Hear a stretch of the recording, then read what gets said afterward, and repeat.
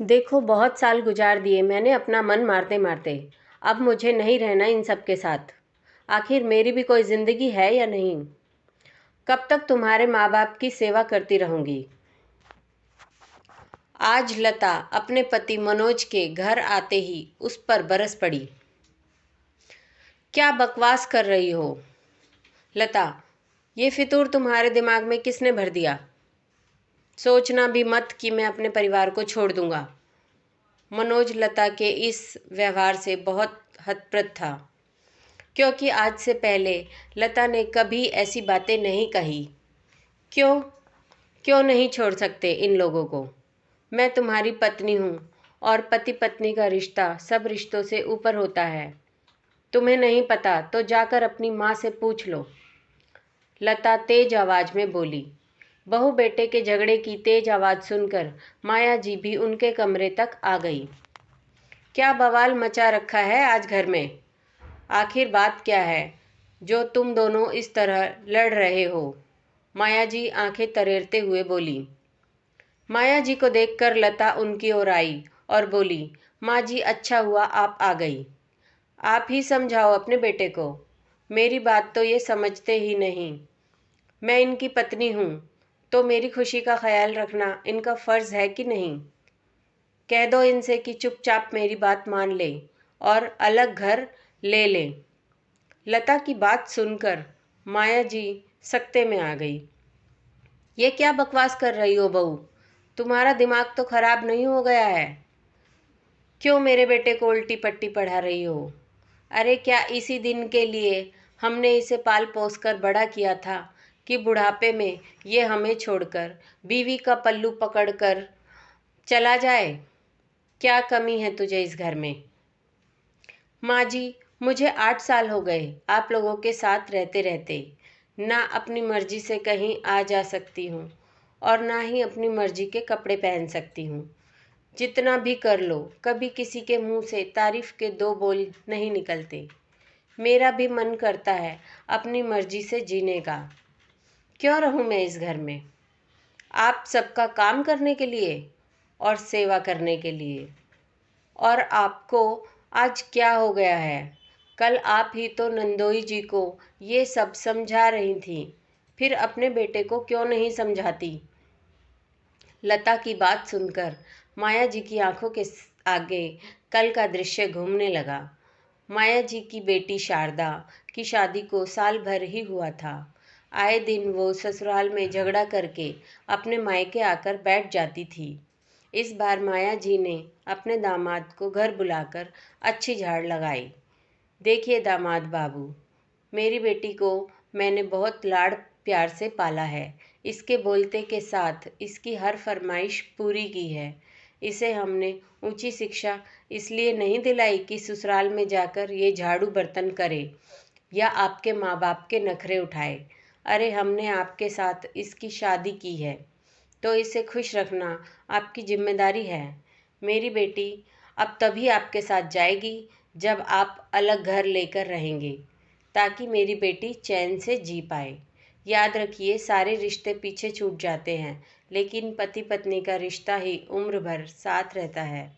आपको अपने बीवी बच्चों और उनके भविष्य के बारे में सोचना चाहिए, ना कि दुनियादारी के बारे में। हमने तो आपकी अच्छी नौकरी, अच्छी तनख्वाह देखकर शारदा का हाथ सौंपा था, ना कि आपका परिवार देखकर। दामाद बाबू असहाय से अपनी सास की बातें सुन रहे थे। वो दोराहे पर खड़े थे कि क्या करें। यदि अपनी सास की बातें माने तो अपने परिवार का साथ छोड़ना पड़ेगा, और ना माने तो अपनी शादीशुदा जिंदगी दांव पर लगा देंगे। दुविधा में थे कि कैसे अपने माँ बाप को इस उम्र में अकेला छोड़ दें। माया जी कल की बातें याद कर ही रही थी कि लता फिर जोर से बोली। माँ जी क्या हुआ? आप कुछ बोलती क्यों नहीं? जो बात नंदोई जी को समझा रही थी, अपने बेटे को क्यों नहीं समझाती? अब मनोज को लता के अचानक से बदलते हुए व्यवहार का कुछ कुछ अंदाजा हो रहा था। इतने में लता ने अपनी सास से नजरें चुराकर मनोज की तरफ आंख मारी। अब तो मनोज को लता के सारे नाटक की वजह समझ में आ गई कि वो आज ऐसा अलग व्यवहार क्यों कर रही है।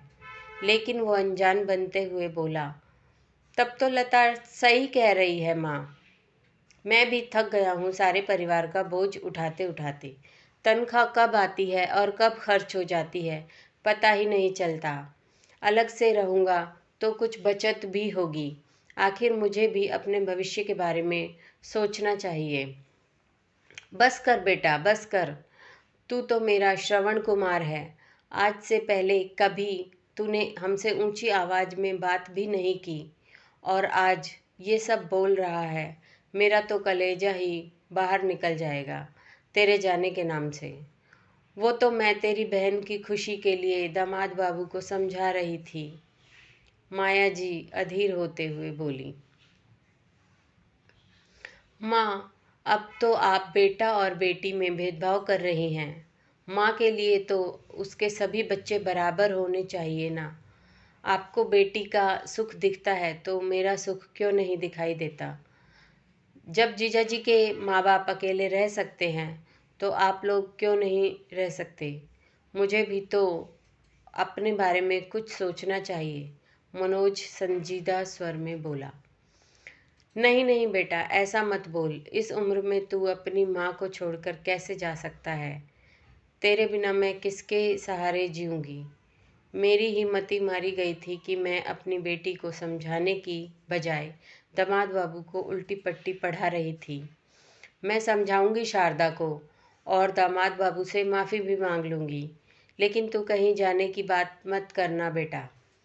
माया जी का कलेजा बेटा बहू के जाने के नाम से ही मुंह को आ गया था। वो बिल्कुल बौखला गई थी। माया जी की आंखों में पश्चाताप के आंसू थे। माँ की ऐसी हालत मनोज और लता से देखी नहीं गई। लता अपनी सास का हाथ पकड़कर बोली, माँ जी हम कहीं नहीं जाएंगे। माँ बाप के बिना भी कोई घर घर होता है क्या। मैं तो बस आपको समझाना चाहती थी कि आप जो कर रही हैं वो गलत है। नंदोई जी सिर्फ दीदी के लिए अपने पूरे परिवार को कैसे छोड़ सकते हैं, जबकि उनकी कोई गलती भी नहीं है। ऐसा तो नहीं है कि दीदी के ससुराल वाले उन पर कोई अत्याचार करते हैं। अपनी चंद आज़ादी के लिए परिवार की जिम्मेदारियों से आज़ाद होना तो कोई हल नहीं है ना। जिस तरह आपको अपना बेटा प्यारा है, नंदोई जी भी तो किसी के बेटे हैं। आखिर उनके माता पिता किसके सहारे अपनी ज़िंदगी काटेंगे। परिवार से ही तो घर घर बनता है ना माँ। तू ठीक बोल रही है बहू। एक माँ होकर भी दूसरी माँ का दुख नहीं समझ पा रही थी। अलग घर परिवार में थोड़ा सामंजस्य तो सब लड़कियों को बिठाना पड़ता है। मैं शारदा को समझाऊंगी। बस तुम लोग आज के बाद कहीं जाने की बात मत करना। दरवाजे पर खड़ी शारदा भी उनकी बातें सुनकर मन ही मन सोच रही थी कि गलती उसकी ही है। यदि आज उसकी भाभी भी उसकी तरह सिर्फ अपना स्वार्थ और सुख देखती तो उसके मायके की क्या हालत होती। मन ही मन वो निर्णय कर रही थी कि वो भी एक अच्छी बहू और अच्छी पत्नी बनकर दिखाएगी। परिवार के प्रति अपना फर्ज निभाने में अपने पति का साथ देगी, ना कि उसकी राह का रोड़ा बनेगी। थैंक यू दोस्तों पूरी कहानी सुनने के लिए। कहानी पसंद आई हो तो चैनल को लाइक शेयर और सब्सक्राइब करें।